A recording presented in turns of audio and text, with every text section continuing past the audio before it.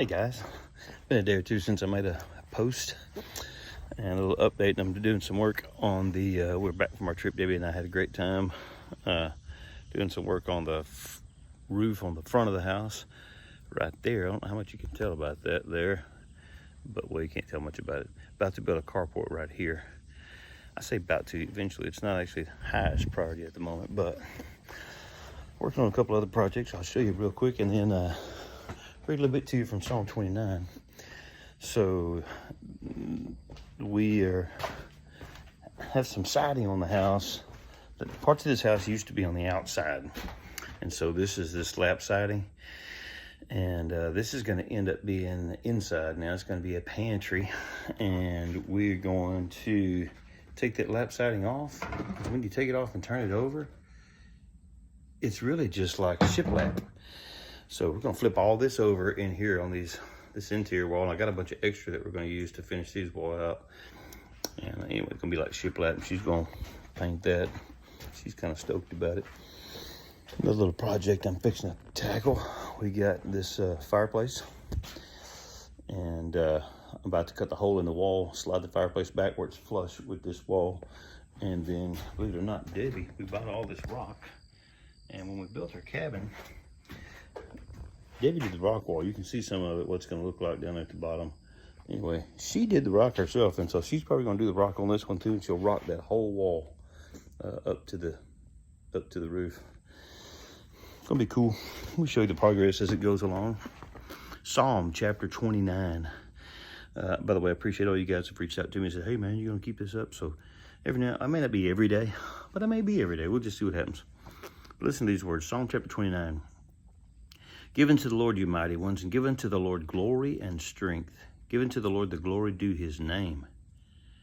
Worship the Lord in the beauty of holiness. The voice of the Lord is over the waters. And then listen to this description. The God of glory thunders. The Lord is over many waters. The voice of the Lord is powerful. The voice of the Lord is full of majesty. The voice of the Lord breaks the cedars. Yes, the Lord splinters the cedars of Lebanon. He makes them skip like a calf. Lebanon and Syrian like a young wild ox. The voice of the Lord divides the flames of fire. The voice of the Lord shakes the wilderness. The Lord shakes the wilderness of Kadesh. The voice of the Lord makes the deer give birth and strips the forest bare. And in his temple, everyone says, glory. And I love this song because over and over it just talks about the voice of the Lord, the voice of the Lord, the voice of the Lord. And when you have moments when you know that you're hearing from him, those moments change every other moment. So I know because the word says that the voice of the Lord is powerful. I know from my own personal experience that the voice of the Lord is powerful. Just hearing from him, even if it's a rebuke, just hearing from him changes everything. When I know that it was just me and Jesus, and he's talking to me. And so I was thinking about that when I read that psalm. And then, of course, today is the 29th. So doing these skip 30 psalms, I read Psalm 29, Psalm 59. Get over here to Psalm 89. And it's a kind of a lengthy psalm, but in the middle of it, it says this: righteousness and justice are the foundations of your throne. Mercy and truth go before your face. This is Psalm 89, verse 14, and now verse 15. Blessed are the people who know the joyful sound. They walk, O Lord, in the light of your countenance. In the light, and in your name they rejoice all day long. And in your righteousness they are exalted. So when I read that line, blessed are the people who know the joyful sound. I know the psalmist knew what he was talking about. There are some specific sounds, and maybe it's a trumpet blast. Maybe it's a victory blast. Maybe it's a call to prayer. Maybe it's a call to something. I've studied this out before about that joyful sound. I'm thinking about some joyful sounds. I'm thinking two things. One of these days, I don't know what it's going to be like, but like the sound of a trumpet, there's going to be a noise in the heavens when the Lord's return is declared. That's going to be a joyful sound. And if it scares the daylights out of you to think about, what if he came back today or tomorrow? Well, then do business, man.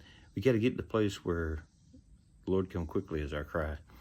The joyful sound. But the other joyful sound between now and then, or every little time I hear his voice. And I assure you, if you're thinking, boy, I'd like to hear from him, well, let me encourage you to pick up your Bible, because it's the written word.